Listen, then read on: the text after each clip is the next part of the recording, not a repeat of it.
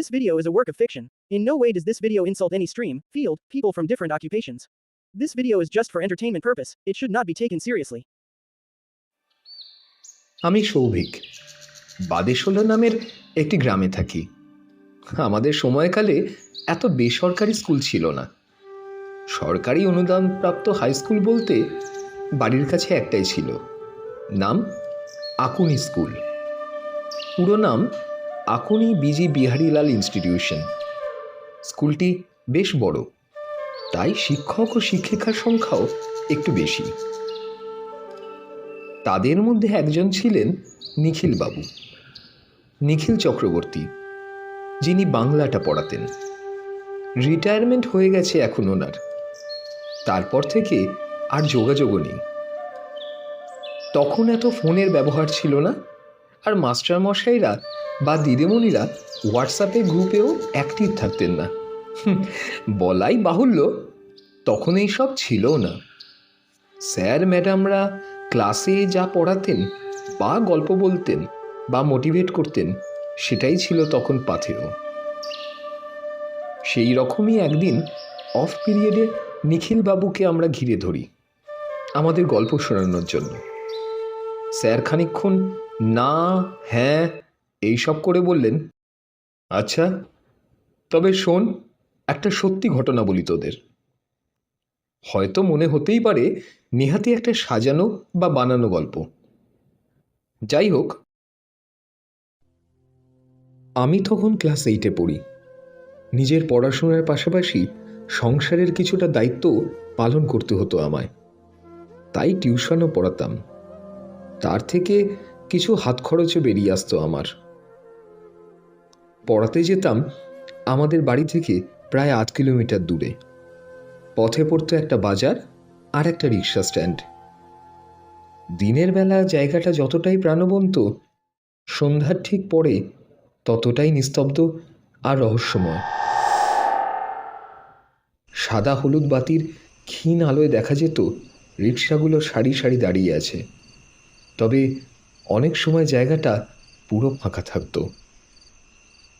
জায়গাটার পাশেই ছিল একটা বটগাছ। সন্ধ্যার দিকে তার মাটির কাছাকাছি ঝুলে থাকা শিকড় যেন বাতাসকে আরো ভারী করে তুলত।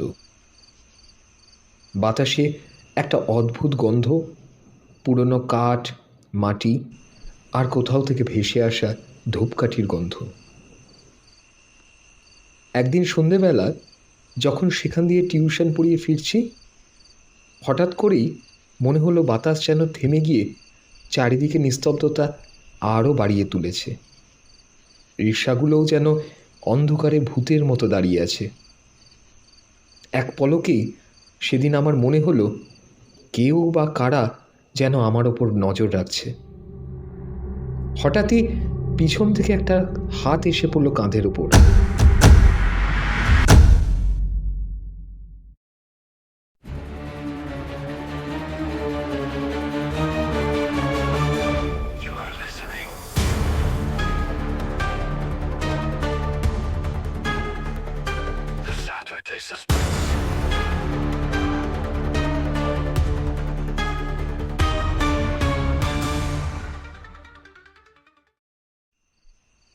কিরে, নিখিল না তুই? পিছনে ফিরে তাকিয়ে দেখি সঙ্গীতা। অনেক দিন পর দেখা হলো আমার সেই ছোট্টবেলার বান্ধবী সঙ্গীতার সাথে। পরনে কমলা রঙের একটা শাড়ি, মুখটা বেশ পরিপাটি করে সাজগোজ করা, কপালে মোটা সিঁদুর। উল্টো দিকের হাসান চাচার চায়ের দোকান থেকে লম্ফের মৃদু আলোতে যতটুকু বুঝতে পারলাম, তাতে মনে হলো সে কোথাও বেরিয়েছিল, এখন যেন ফিরছে। প্রথমে আমি তাকে খেয়াল করিনি, সঙ্গীতাই আমায় দেখতে পায়।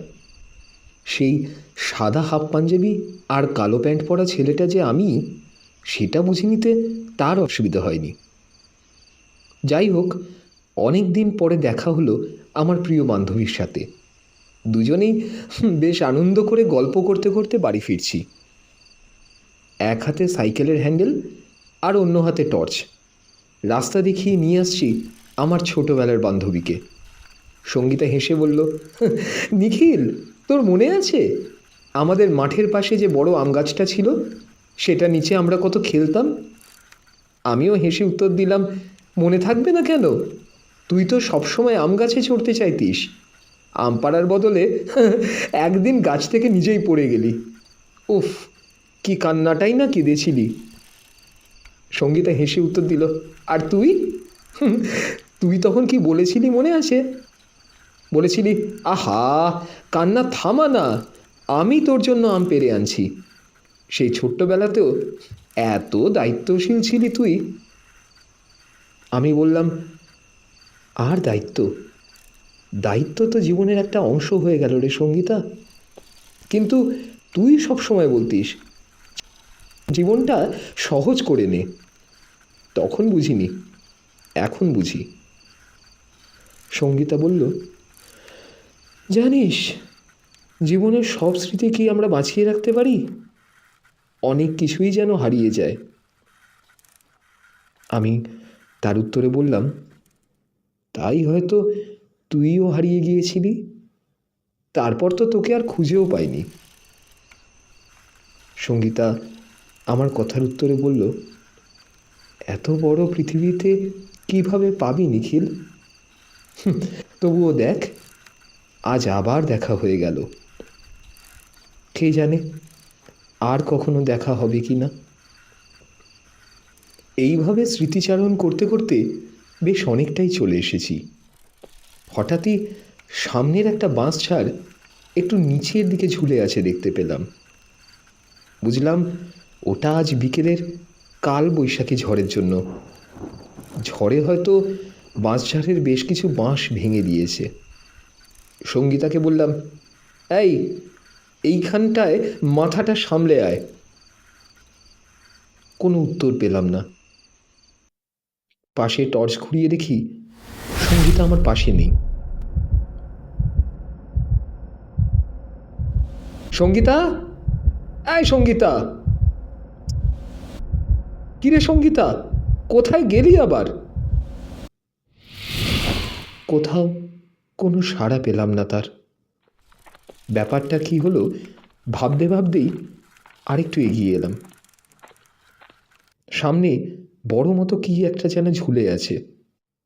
কাছাকাছি গিয়ে টর্চটা চালাতেই আমি যা দেখলাম তাতে আমার নিজের ইন্দ্রিয়ের ওপর আর ভরসা রইল না। পায়ের নিচ থেকে মাটিটা যেন এক মুহূর্তের মধ্যে সরে গেল। আমার গা, হাত, পা অসাড় হয়ে গেল নিমেষেই। শরীরটা কেমন যেন হালকা হয়ে যাচ্ছে। এটা আমি কি দেখছি?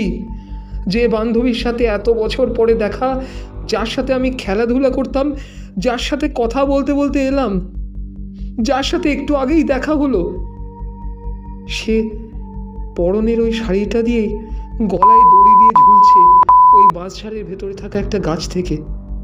তাহলে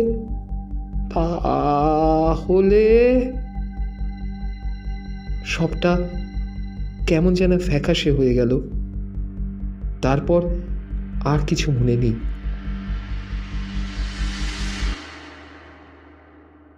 যখন চোখ খুললাম দেখি আমি নিজের বিছানায় শুয়ে আছি, আর বাড়ির লোক, পাড়ার কিছু লোক আমার বিছানা ঘিরে দাঁড়িয়ে আছে, যেন তারা আমার চোখ খোলারই অপেক্ষায় ছিল।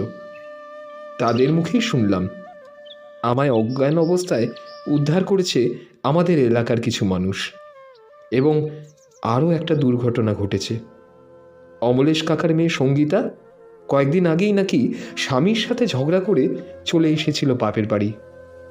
সে গতকালই আত্মহত্যা করেছে।